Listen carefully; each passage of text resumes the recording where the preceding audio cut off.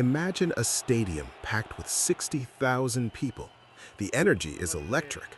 It's a frenzy of flags, drums, and chants. You might think this is the World Cup final or a rock concert for the ages. But it's not. It's a political rally for a leader from a country thousands of miles away. From Wembley in London to Madison Square Garden in New York, we are witnessing what the media calls Modi Mania. To his supporters filling these arenas, Prime Minister Narendra Modi is more than a politician. He's described as a visionary leader, an embodiment of courage, someone taking India to the pinnacles of glory. And for a community that once saw their leader denied a visa to the West, seeing him command the room at the UN General Assembly feels like a historic moment. It feels like global validation. But is this pride genuine, or is it a performance? Today, we're breaking down the paradox of outsourced pride. Let's look beneath this theatrical loyalty. There's a staggering contradiction sitting right in the middle of those stadium seats. Ask yourself, who are the people filling these stadiums? They are the very people who found the economic landscape in India too bleak to stay. They found the professional ecosystem too stagnant to grow. They are the ones who looked at the situation on the ground and decided that their best future lay elsewhere. They moved to societies, the US, the UK, Canada, Australia, where they believe the system actually works. They moved to places where institutions are functional, where rights are legally protected, and where professional opportunity does not require blind faith in state propaganda.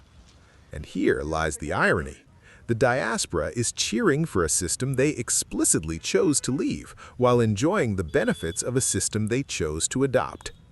Sociologists call this nationalism from a distance. It's a unique, consequence-free form of patriotism. It allows you to cheer for policies you don't have to live under. You can support aggressive rhetoric or economic shifts because you don't pay the price. While the diaspora enjoys the emotional high of national pride from the safety of cleaner, safer, and more equitable foreign countries, the real costs of governance are absorbed by the people left behind, the poor, the marginalized, and the religious minorities actually living in India. Think of it this way. Engaging in this type of nationalism is like cheering for a high-performance sports car from the pavement.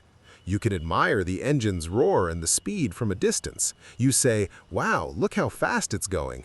But you aren't the one inside feeling every bump in the road. You aren't dealing with the failing transmission. You are simply watching the spectacle pass by while standing on solid, well-maintained ground. The narrative of a rising India is powerful, but it often ignores a grimmer reality on the ground. We're talking about growing wealth inequality, rivers of pollution, and infrastructure that, despite the shiny headlines, often fails to produce broad-based prosperity for the common citizen. When you celebrate a system you chose to escape, it becomes a form of identity cosplay. It's a way to feel connected to your roots without the personal cost of living under the administration you are applauding. It's easy to advocate for tough decisions when those decisions don't impact your health care, your children's education, or your freedom of speech. So, where do we go from here? This isn't about hating your homeland. It's about honesty. True pride shouldn't be outsourced or performed in foreign stadiums. We have to ask the hard question. If the current leadership is such a triumph, why was migration the only rational path for so many of the people cheering in those stands? Until the diaspora stops cheering from safety and starts demanding the same functional conditions for India that they enjoy abroad, clean air, rule of law, functional institutions, this remains a coping mechanism for identity, not genuine political engagement.